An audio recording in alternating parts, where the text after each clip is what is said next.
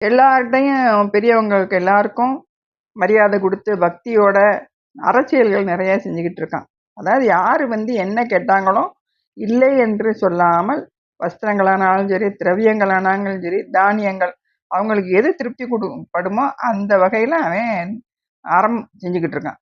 பசின்னு வந்தவங்களுக்கு அவன் தேவாமிர்தம் போல உணவு குடுப்பானாம். யாசகர்கள் எந்த பொருள கேட்கிறாங்களோ, அவங்களுக்கு அந்த விதமான பொருட்கள அப்போதே எந்த தாமதமும் இல்லாம குடுக்கக்கூடியவன்.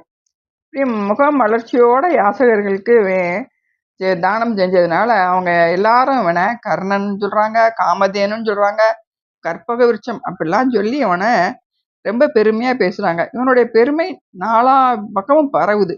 அப்ப கும்பல் கும்பலா அவன்ட்ட அவங்க விருப்பங்களுக்க கேட்டு நிறைவேத்திட்டு போறாங்க. ஒரு வருஷம் சித்திரை மாசத்துல சூரிய கிரண புண்ணிய காலம் வந்துச்சு. அப்ப அந்த பொன்னணியான் என்று சொல்லக்கூடியவன் திருவாரூர்